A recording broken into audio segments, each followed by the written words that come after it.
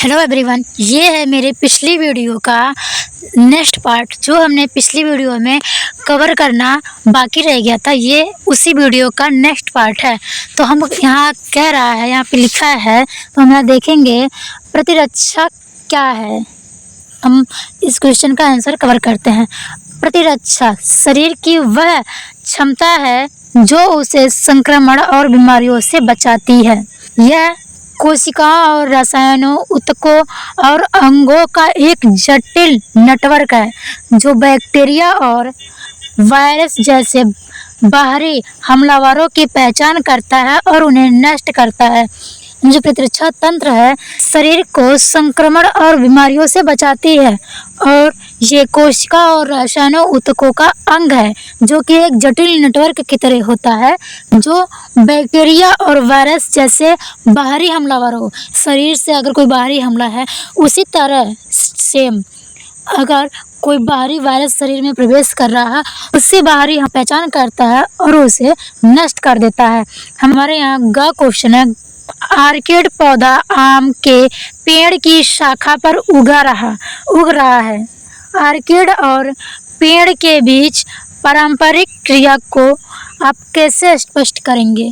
ये कह रहा है यहाँ पे, जो आर्किड का पौधा होता है, आर्किड का पौधा और आम के पेड़ की शाखा पर उग रहा है। उसके बाद फिर कह रहा है, आर्किड और आम के पेड़ के बीच पारंपरिक क्रिया को स्पष्ट कीजिए।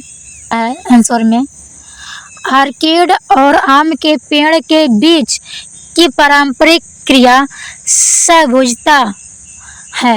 इस संबंध में आर्किड को लाभ होता है क्योंकि उसे उगने के लिए एक सहारा मिलता है। अर्थात जो आम का पेड़ है ये आर्किड को उगने के लिए एक सहारा प्रदान करती है, जबकि आम के पेड़ को ना तो लाभ होता है ना ही कोई नुकसान होता। आर्किड शाखा पर उगकर हवा, नमी और सूर्य के प्रकाश जैसी चीज़ों तक पहुंचता है, लेकिन वह आम के पेड़ से पोषण नहीं लेता है।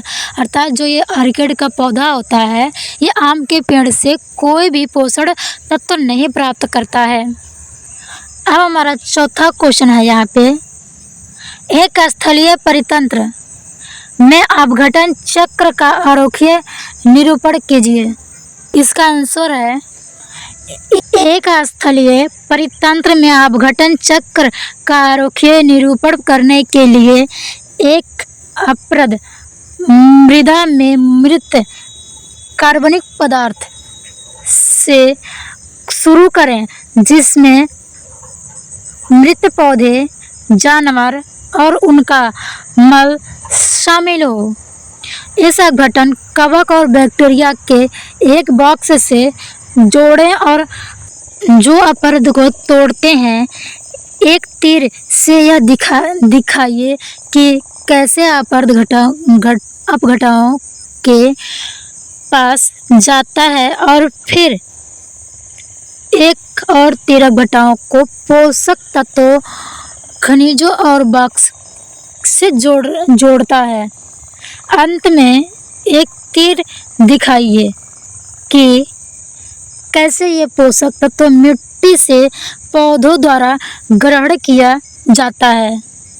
इस चित्र में देख सकते हैं, इस चित्र में जैसा कि आप इस चित्र में देख सकते हैं, ये है तना, ये पेड़ का जो है आम के पेड़ का तना है और ये है आर्किड का पौधा, ये इसमें से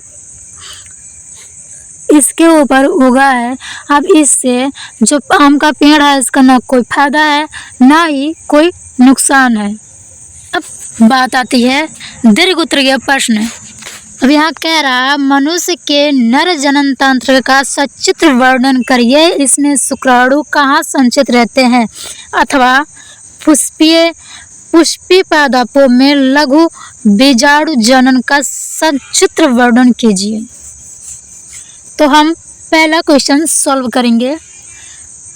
यहाँ पे मनुष्य का नर जनन तंत्र वृषण, अधिवृषण, शुक्रवाहिनी, शुक्राशय, प्रोस्टेट ग्रंथि और लिंग जैसे अंगों से मिलकर बना होता है।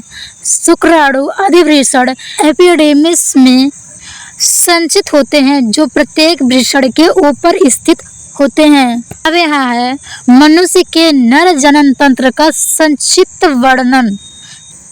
मनुष्य के नर जनन तंत्र मुख्य अंग निम्नलिखित हैं, जिन्हें एक चित्र के माध्यम से दर्शाया जा सकता है, अदरवाइज आप वैसे भी समझ सकते हैं।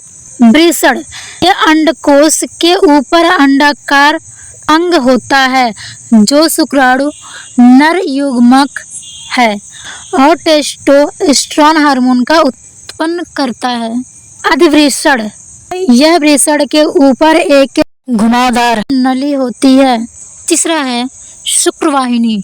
शुक्रवाहिनी क्या होता है इसके बारे में हम जानेंगे। शुक्रवाहिनी, यह अधिवृषण से शुरू होकर पेट के अंदर जाता है और शुक्राणुओं को प्रोस्टेट ग्रंथि तक लाता है। तीसरा है शुक्राशय, यह ग्रंथि वीर्य एक तरल पदार्थ स्रावित करता है जो शुक्राणुओं को पोषण प्रदान करता है। यानी शुक्राशय जो होता है ये वीर्य जैसे तरल पदार्थों को पोषण प्रदान करती है। उसके बाद है प्रोस्टेट ग्रंथि। प्रोस्टेट ग्रंथि का मुख्य काम प्रजनन के लिए वीर्य अर्थात सेमेन में एक खास तरल पदार्थ उत्पन्न करना होता है जो शुक्राणुओं को पोषण और सुरक्षा प्रदान करता है। यह ग्रंथि मूत्र मार्ग यूरेथ्रा के चारों ओर स्थित होती है और इसकी मांसपेशियां स्खलन के दौरान वीर्य को मूत्र मार्ग से बाहर निकालने में मदद करती है। लिंग पेनिस, यह नर का बाहरी जनन अंग है। यह एक विशेष स्पंजी ऊतक से बना होता है और मूत्र मार्ग इसमें से गुजरता है। लिंग शुक्राणुओं सहित वीर्य को मादा जनन तंत्र में पहुंचाने का कार्य करता है। शुक्राणु अधिवृषण में कैसे संचित होता है? यह वृषण के ठीक पीछे स्थित एक नलिका है जहां शुक्राणु परिपक्व होते हैं और वीर्यपात से पहले संग्रहित रहते हैं। वह क्वेश्चन है, आनुवांशिक कूट क्या है? इसकी मुख्य विशेषताएं क्या है? वर्णन कीजिए। आनुवांशिक कूट वह नियम है जिसके द्वारा कोशिकाएं आनुवांशिक पदार्थ डीएनए कूटबद्ध जानकारी को प्रोटीन में बदल देती हैं। यह ट्रिप्लिन 3 बेस पेयर का समूह सार्वभौमिक अधिकतर जीवों में समान है। अतिव्यापी एक बेस के साथ केवल एक ही कूट बनाता है और अस्पष्ट एक अमीनो अम्ल के साथ एक अधिक कूट हो सकता है। और ये वीडियो हमारा यहीं पे समाप्त होता है। अब हम मिलते हैं नेक्स्ट और क्वेश्चन के बारे में। तब तक के लिए टेक केयर, बाय बाय। हमारे चैनल को सब्सक्राइब तक नहीं किए हैं तो कर लीजिए। धन्यवाद।